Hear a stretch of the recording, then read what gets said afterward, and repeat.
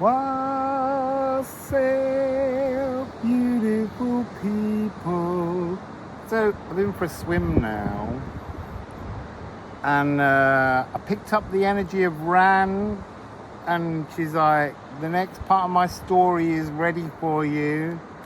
And I was really excited, and she's like, it's about me as a child, so it's a prequel story.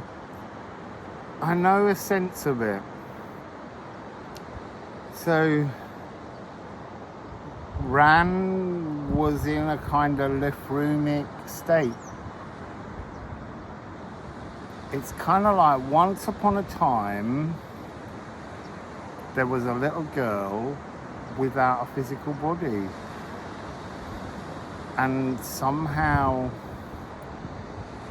in the world, the place, the dimension, in her formless energetic frequency, she is learning, she is being nurtured, and yet she knows that there's something being hidden, and she has a thirst, a curiosity, I guess. Anyway, let's go with the cards. I know bits of the story, but let's just see what Ran wants to say about Ran as a child, the child Ran.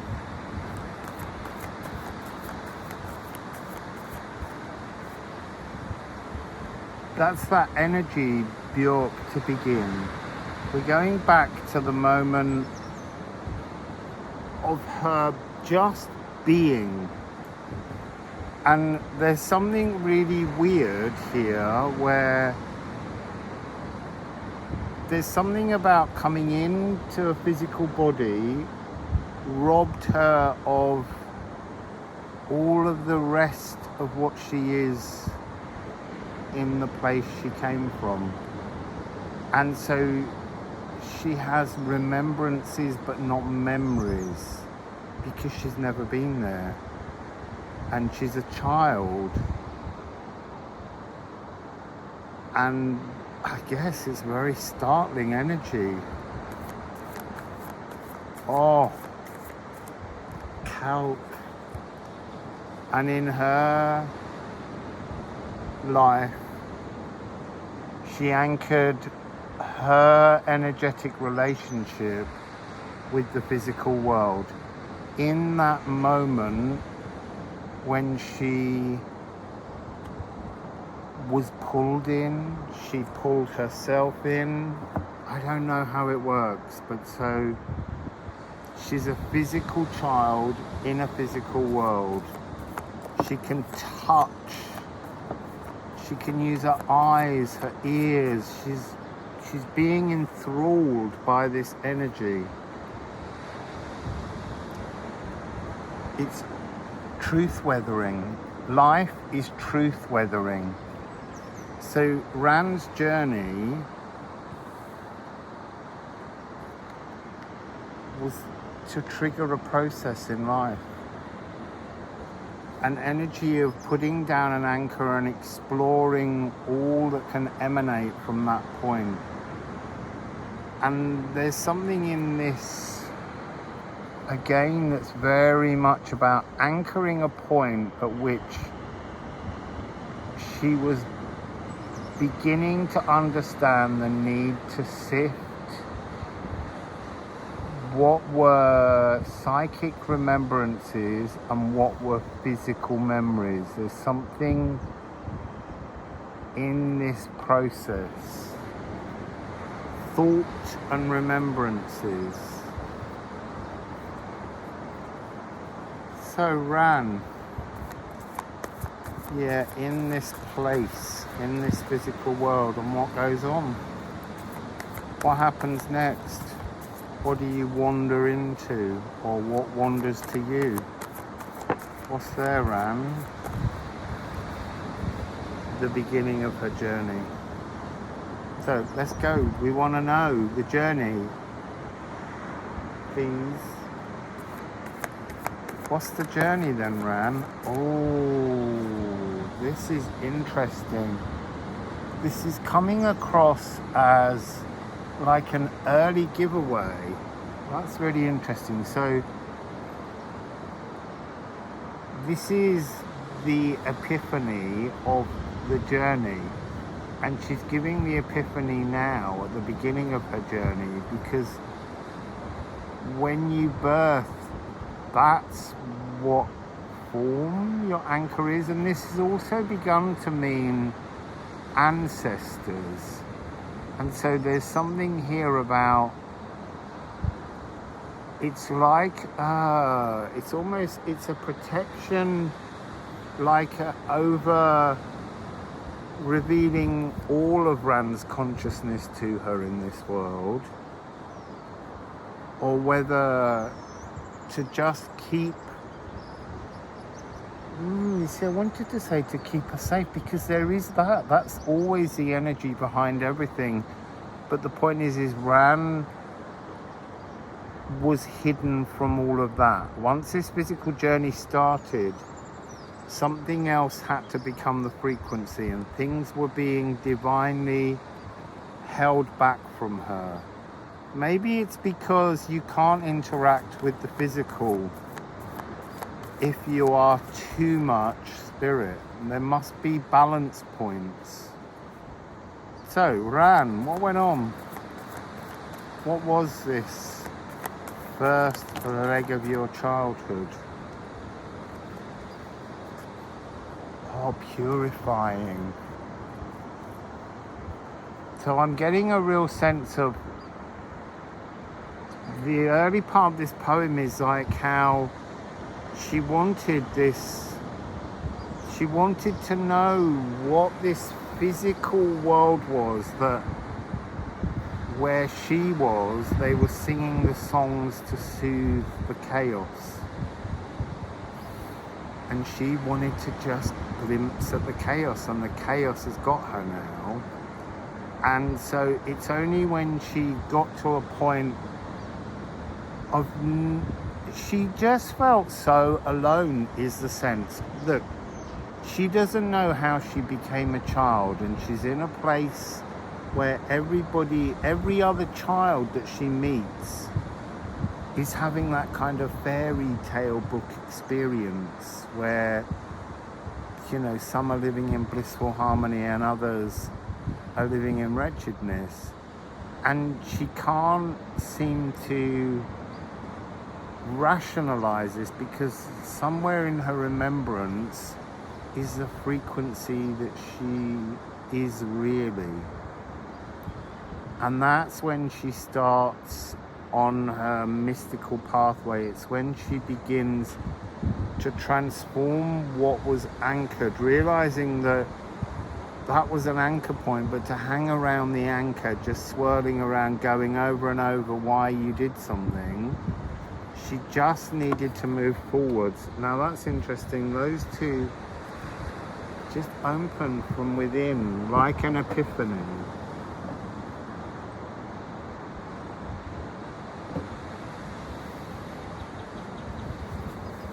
Oh, look, and that is an epiphany. We're just going to plant that epiphany. You reach you when you ripen.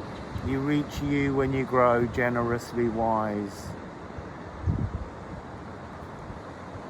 And there's nothing in that frequency that is holding any kind of waggy finger or any kind of underlining. It's completely just fact. We all have to grow up. We all have to grow up. Emotionally. It doesn't mean we have to become boring. That's the whole point. So Ran, what else do you want to say? Ran on your run. Seeking fire. Seeking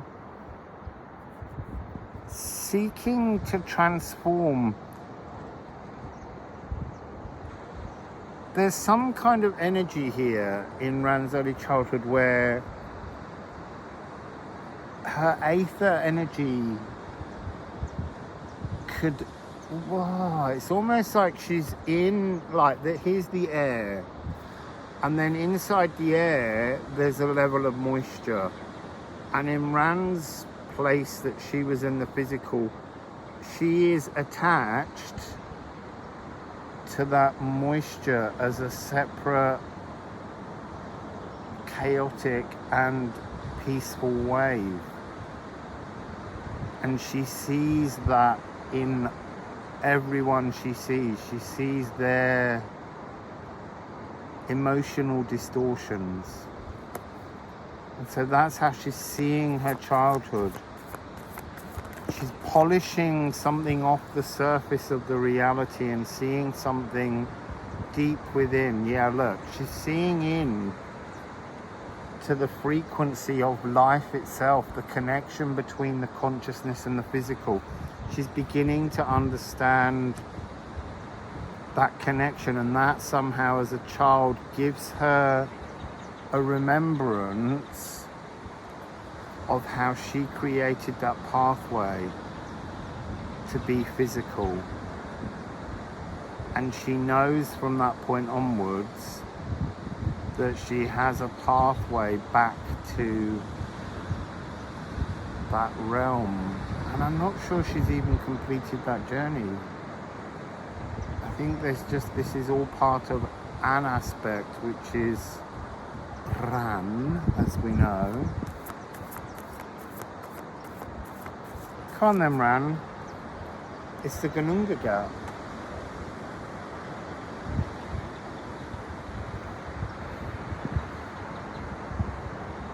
It's the Gununga Gap's seed, the rewrite. It's like stitching something with a magical thread that's an algorithm. And as you stitch it into the things that come into your reality,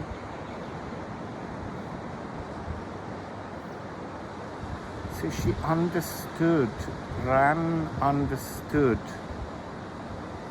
She was channeling forces of magic, even as a child, just through her visual perception as a guide.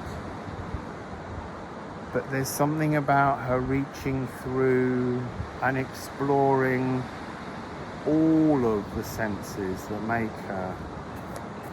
So, Ran.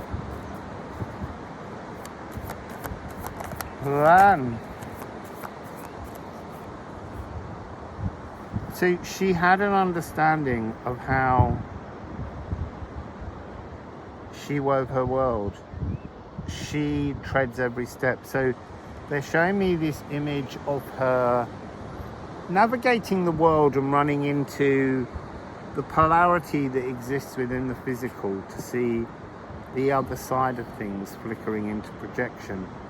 And she began to find that a very uncomfortable frequency that she couldn't understand. And so she started to avoid, she was moving, she was navigating through the physical world, seeking only the people living on the other side of the energy, or the people existing in that softer frequency. And there was a sort of sieving, a weaving of many energies together, many, as she stitched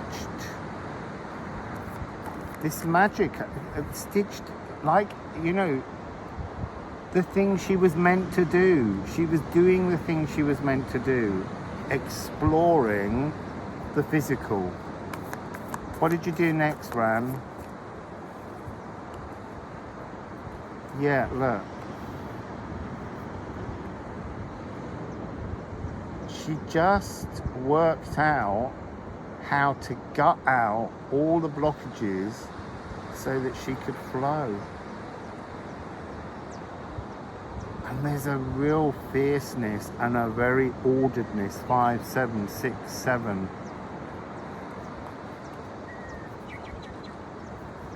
And what? And what? And what? And what? You gutted and you flowed, Ran. Where's this going? You're still a child. and then she stopped.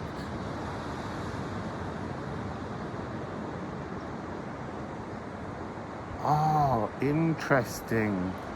She reached a new point of not understanding, of not knowing a plateau where you need to pause, where she needed to exist and live. And it's 5775 with all this flow in between, completing a gutting and moving into a state of being healed. When we hang upside down, somehow there's that energy of just switching everything off and existing healed. I think this is a really big story energy that's just going to keep pumping out. Healed. There's a lot more to her story, and we haven't met Ran the teenager. I want the rest of the original story. Anyway, that's from Ran in the Sea. I'm going to go downstairs and play with the cards some more. Wassail.